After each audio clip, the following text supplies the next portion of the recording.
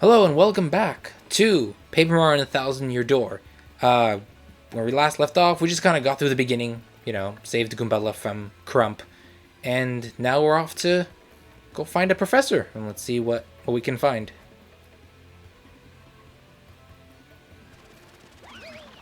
But first, this guy decides to ambush us. Fun. What's your beef, pal? Yeah, I'm talking to you. Oh my god.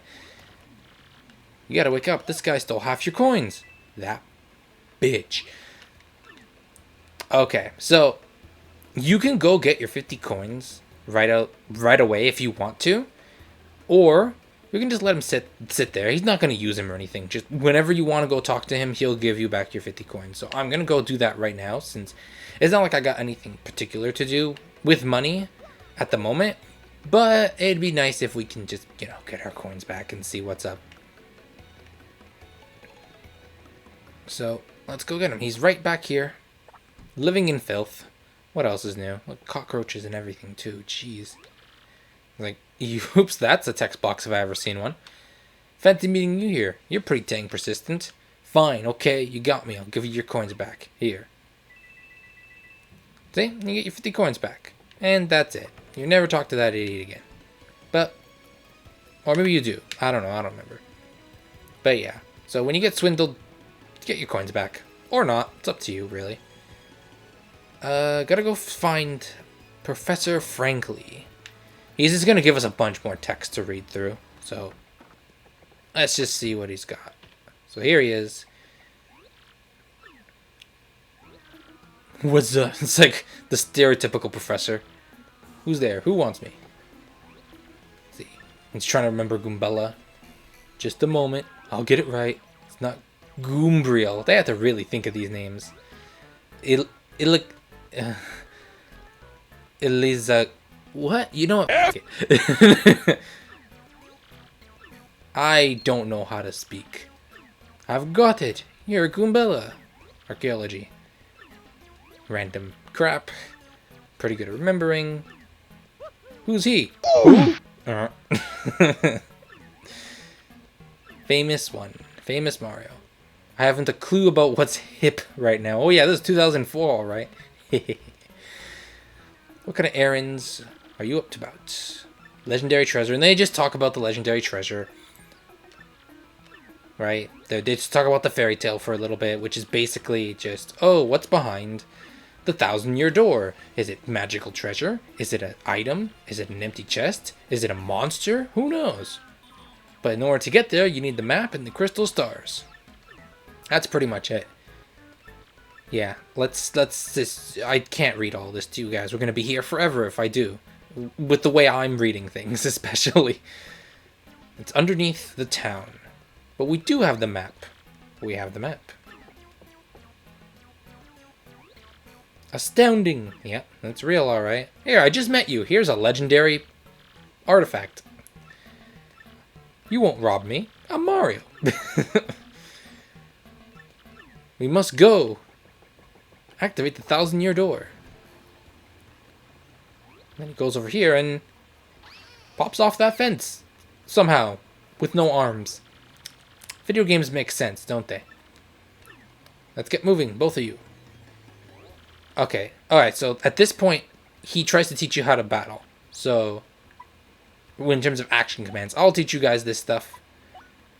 Because, I've played the game a bunch. So we're going to see what happens. And for our first encounter we're going to have very soon, I will show you guys the ropes, I suppose. If you guys ever want to play this game, it's going to be hard to, now that I think about it, it's going to be hard to get a physical copy of this game, especially in today's market. I think I've seen them when I went to some conventions way back when, not now, because, but yeah, I remember last time I was at a convention 2 years ago, I saw this game being sold for like $80 or something like that. It's a GameCube game from 2004. Why does it cost the same as a PS4 game? I'm just like, whatever. I have it. I don't care. Anywho, back to the plot.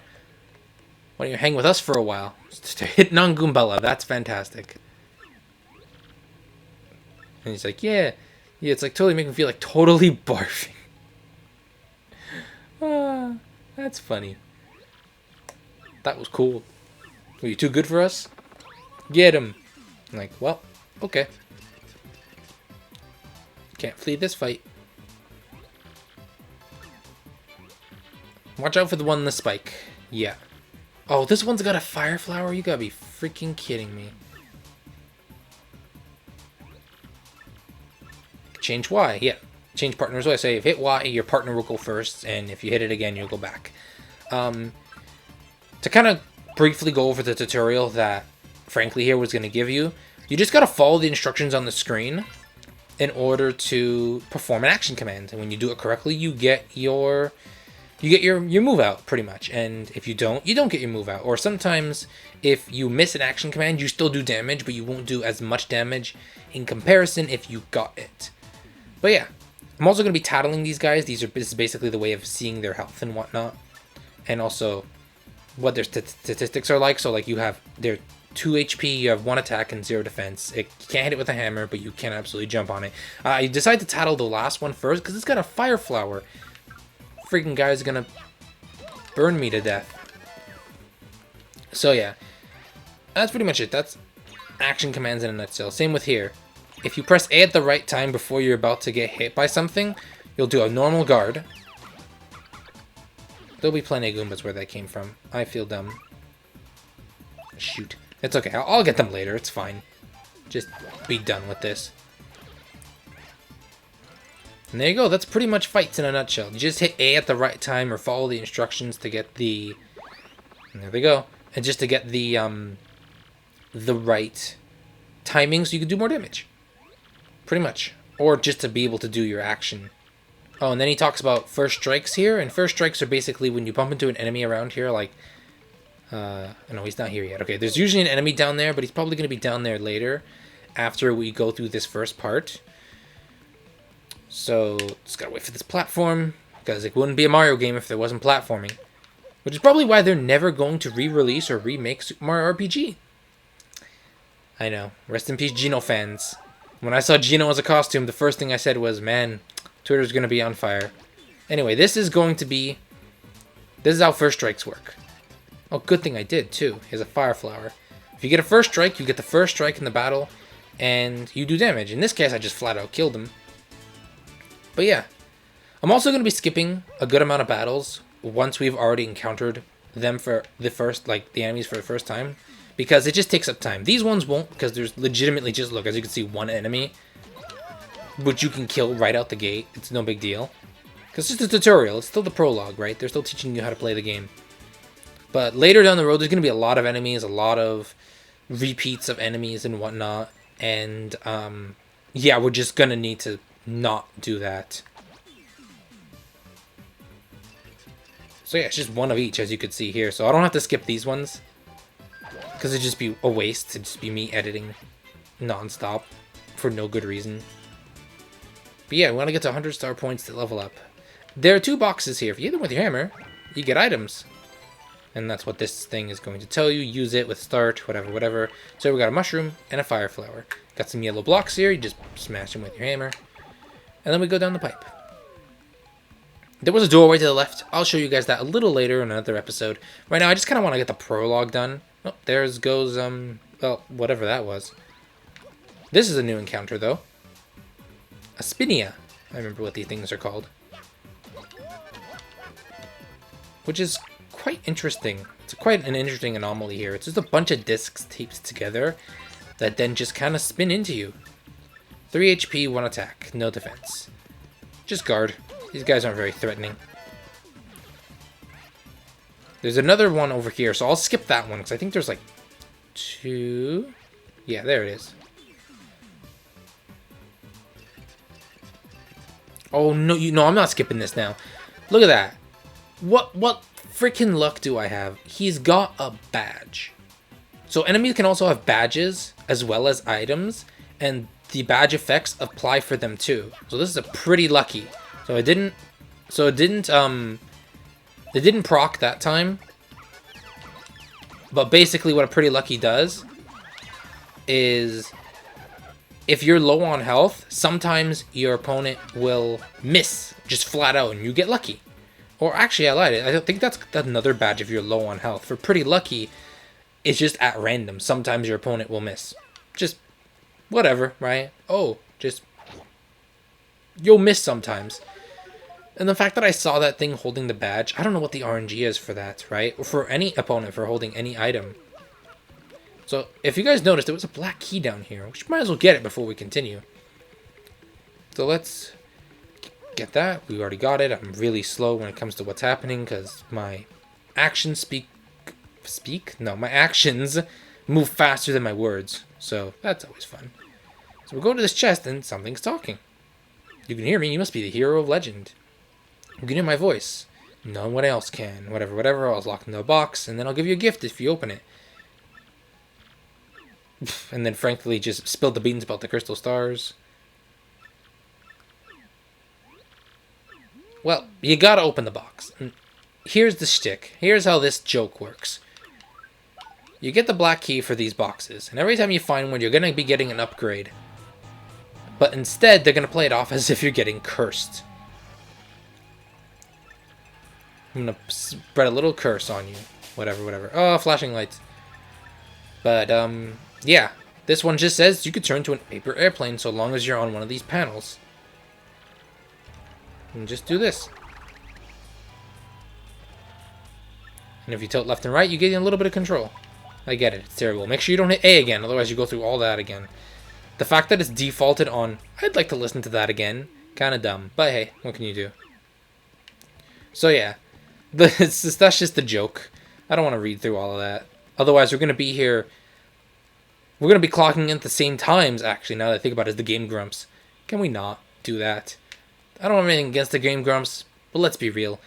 I remember, I was just scrolling through YouTube, just randomly, and I think I was in like a Paper Mario like kind of fit, and I was just listening to music for it, or just looking at random things about it.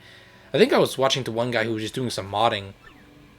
And interestingly enough, I was just scrolling through, and you know how the algorithm works, so it starts recommending things to you based off of what you've been watching recently. So what ended up happening was I saw the Game Grumps playing Paper Mario 1000 Year Door at the time. And when I saw the part number for where they were, I was just floored, okay? They were at, and I kid you not, the 4th crystal star. So you know there's 7 crystal stars, right? And you gotta collect every single one of them before you can move to the end of the game, right? So they're about at the midway point, roughly, right? If we had to pick a midway point, it would be the 4th crystal star. And tell me how the part that they were on was like, I don't remember the exact number, but I do remember it was like 80s. It was the 80s. And their Let's Plays go between 10 to 15 minutes, which means it took them, if I had to do some math here real quick while this cutscene plays out. I'm not using a calculator. I don't know what you're talking about. No, I was using a calculator. They had, and I kid you not, at that point in the game, for Paper Mario with the 4th crystal star, they were at 21.5 hours of gameplay. If you saw my recent, like in the first part, if you've noticed, I had the other file called Kappa, and I pretty much beat the game at 24 hours. So that's 3 more crystal stars, plus the last dungeon of the game, plus maybe even extras, who knows, right? I don't know how far I got. But anyway, and I did that in 24 hours, which is 3.5 hours more than what the Game Grumps got at the halfway point. Now, I do get it. They're a very loud bunch of people who are very entertaining. I have watched some of their stuff, but when it comes to watching a Let's Play, I kid you not, I want to see something happen. You know what I mean? Like, I will listen to them, but like, I don't know what else to tell you. You can only go so far being entertaining, right? You can't take 15 minutes to get almost nowhere. Would you like to try it out? Oh, yeah, right. So, as I was ranting about another content creator, which I shouldn't do, because Game Grumps are good people, I think. From last I heard of them. Don't take my word on it. I don't know. I think they're good people. But, so basically, throughout all the cutscenes that you guys were seeing there while I was rambling on, we got a special move called Sweet Treat. So, let's push the recording just a little more to show you what Sweet Treat is. I'm choking on my own tongue. And it requires special power here. So that's just our extra mechanic that we have. we're going to get more star power the more crystal stars that we get. But right now, because we have no crystal stars, but they want to introduce it early, they'll let us use the map, which is called Sweet Treat. And all this really does is you just repeatedly tilt left to shoot hearts and flowers. Don't shoot the negative mushrooms, otherwise that happens. You just get stunned for a bit, and then you can go back to throwing. You could just shotgun it like this. Oh, but that'll happen, right? Now, I don't really care because I'm already full health and everything. It's like, whatever, right? I don't need to do that. But in the case you need a quick heal, 1 star power works out pretty well. But now it's empty.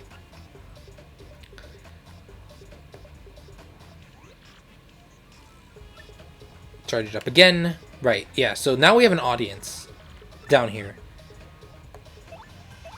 And if you attack your opponent and doing your action commands successfully, your audience will give you star power. You also get extra star power by doing stylish moves, which they won't teach you in this tutorial, mainly because, well, you know, it's just an extra thing.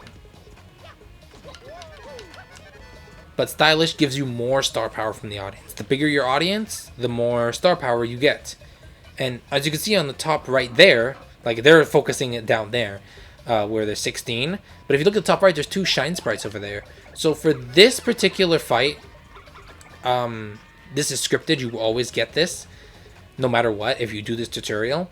But basically, it's like a small little slot machine thing, where if you get whatever those 2 are, you match them up, and you get the corresponding benefit with it.